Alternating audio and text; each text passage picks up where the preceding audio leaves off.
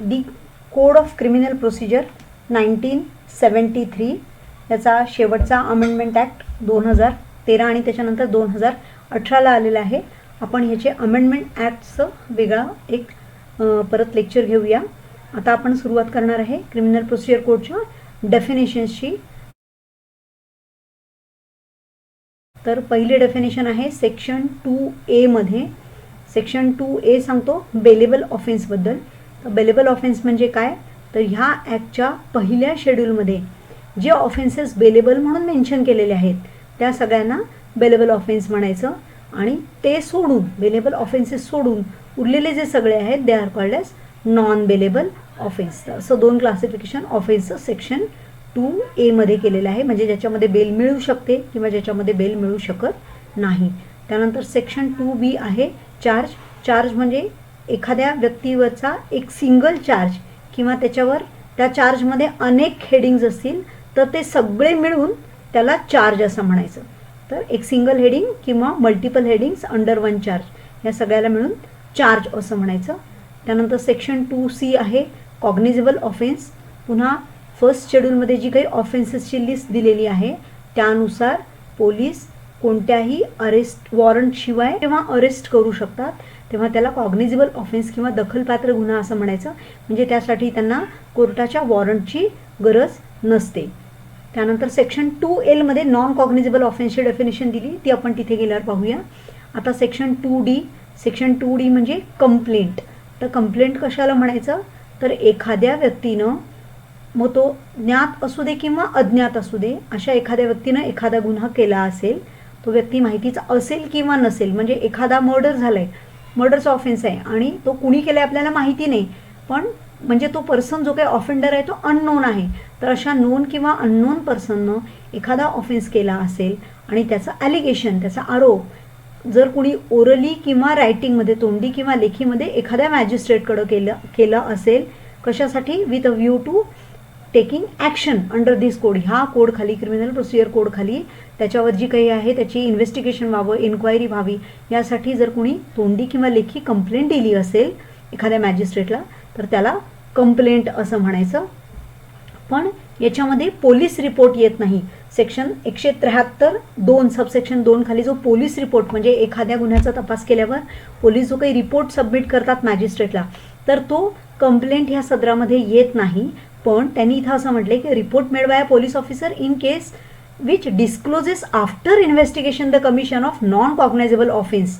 म्हणजे त्यांनी तपास केल्यानंतर त्याचं डिस्क्लोज झालं की एक नॉन कॉग्निजेबल ऑफेन्स घडलेला आहे, तर तो जो काही रिपोर्ट असतो that can be deem to be a complaint. तर अशा रिपोर्टला कंप्लेंट म्हणू शकतो आपण, कारण तो त्यानं इन्व्हेस्टिगेशन करण्यापूर्वी डिस्क्लोज झालेला नव्हता की असं काही गुन्हा घडला आहे, पण त्यानं इन्व्हेस्टिगेशन केल्यानंतर असा गुन्हा घडल्याचं उजेडात आलं आणि त्याचा जो काही रिपोर्ट त्या पोलीस ऑफिसरनं मॅजिस्ट्रेटला दिलेला असतो तर त्या रिपोर्टला आपण कंप्लेंट म्हणू शकतो. आणि तो जो काही पोलीस ऑफिसर आहे ज्याच्याकडून हा रिपोर्ट दिला गेला त्याला आपण कंप्लेनंट म्हणू शकतो.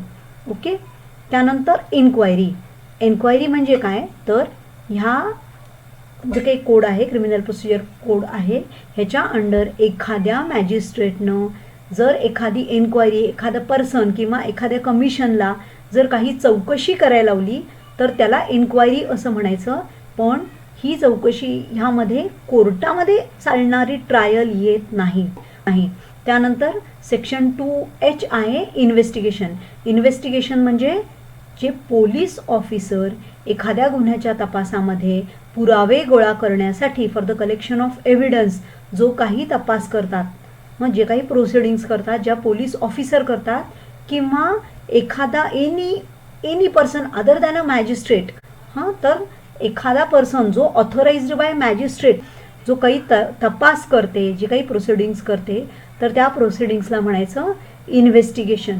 म्हणजे इन्क्वायरी ही मॅजिस्ट्रेटकडून केली जाते आणि तपास हा पोलिसांकडून किंवा एखादा पर्सन जो काही ऑथोराइज्ड बाय मॅजिस्ट्रेट आहे त्यानं तो तपासासाठी इन्व्हेस्टिगेशनसाठी नेमलेला आहे मॅजिस्ट्रेटनं, त्यानं जर केलं असेल तर that is called as investigation.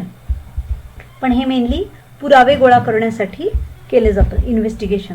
त्यानंतर आहे ज्युडिशियल प्रोसिडिंग. आता तर एव्हिडन्स किंवा पुरावा लिगली घेण्यासाठी शपथेवर जे काही प्रोसिडिंग केले जाते त्या सगळ्याला कोर्टामध्ये that is called as judicial proceeding. त्यानंतर लोकल ज्युरिस्डिक्शन, ज्या एरियामध्ये मॅजिस्ट्रेट आपल्या पॉवर एक्सरसाइज करू शकतो त्या एरियाला त्या मॅजिस्ट्रेटचं ज्युरिस्डिक्शन म्हणायचं. म्हणजे आणि हे ज्युरिस्डिक्शन कोण ठरवतं तर गव्हर्नमेंट ठरवतं. मग त्यामध्ये जसं स्टेट गव्हर्नमेंट ठरवून देईल कंप्लीट राज्य किंवा त्या राज्यातला काही भाग हा त्या कोर्टाच्या ज्युरिस्डिक्शनमध्ये येऊ शकतो. आता section 2L non cognizable offence. Non cognizable offence म्हणजे काय? अदखलपात्र गुन्हा. म्हणजे ह्या गुन्ह्यामध्ये पोलीस ऑफिसर हे अरेस्ट वॉरंट असल्याशिवाय, कोर्टानं दिलेलं अरेस्ट वॉरंट असल्याशिवाय त्यांना अरेस्ट करण्याची अथॉरिटी नसते. अशा गुन्ह्याला अदखलपात्र किंवा नॉन कॉग्निझेबल ऑफेन्स असं म्हणायचं. आता हा नॉन कॉग्निझेबल ऑफेन्स येतो 2L मध्ये. आता 2N म्हणजे काय तर ऑफेन्स. तर कुठलीही ॲक्ट किंवा ओमिशन. ओमिशन म्हणजे काय? एखादी गोष्ट करणे ही लिगल ड्युटी आहे. समजा रायटचा ऑफेन्स घडतोय, दंगा होतोय, दंगल होतीये आणि तिथे पोलीस ऑफिसर प्रेझेंट आहे, त्याची it is his duty to prevent that act. तर त्यानं जर ती त्याची लिगल ड्युटी पर्पजफुली ओमिट केली तर इट इज अन ऑफेन्स. तर असा एखादा ॲक्ट किंवा ओमिशन न करणे किंवा करणे which is punishable by any law. सध्या अस्तित्वात असणाऱ्या कायद्यानुसार तो जर पनिशेबल ऑफेन्स असे पनिशेबल ती ॲक्ट किंवा ओमिशन असेल आणि तर त्याला आपण ऑफेन्स असं म्हणायचं. त्याला आपण जो पनिशेबल आहे अशी ॲक्ट किंवा ओमिशन जी पनिशेबल आहे that is called as offence. आता पोलीस रिपोर्ट अंडर सेक्शन 173(2) 173(2) खाली तपास केल्यानंतर पोलीस ऑफिसर मॅजिस्ट्रेटला एखाद्या गुन्ह्याच्या संदर्भातला जो काही रिपोर्ट सबमिट करतात that is called as police report. आपण हे सेक्शन 173 मध्ये डिटेलमध्ये बघूया. ओके. आता समन्स केस. समन्स केस म्हणजे काय तर जी इथे त्यांनी दिली आहे सेक्शन 2W. समन्स केस म्हणजे काय तर जी वॉरंट केस नाही ती. म्हणजे इथे थोडक्यात त्यांनी वॉरंट केस सोडून उरलेल्या सगळ्या समन्स केस असं वॉरंट केसला एक्सक्लूड करून समन्स केसची डेफिनेशन केलेली आहे. आणि त्याच्यानंतर लगेच खाली 2X मध्ये वॉरंट केस म्हणजे काय ते सांगितलेलं आहे. वॉरंट केस म्हणजे अशी केस ज्याच्यामध्ये ऑफेन्स हा त्या ऑफेन्सला पनिशमेंट आहे डेथ, इम्प्रिझनमेंट फॉर लाईफ और imprisonment for a term exceeding 2 years, 2 वर्षापेक्षा जास्त, इम्प्रिझनमेंट किंवा डेथची किंवा इम्प्रिझनमेंट फॉर लाईफ ह्या सगळ्या पनिशमेंट असणारे जे ह्यापैकी कोणती पनिशमेंट असेल तर त्याला काय म्हणायचं वॉरंट केस. आणि 2 वर्षापेक्षा कमी पनिशमेंट असेल किंवा इतर कुठली पनिशमेंट असेल तर that is called as summons case.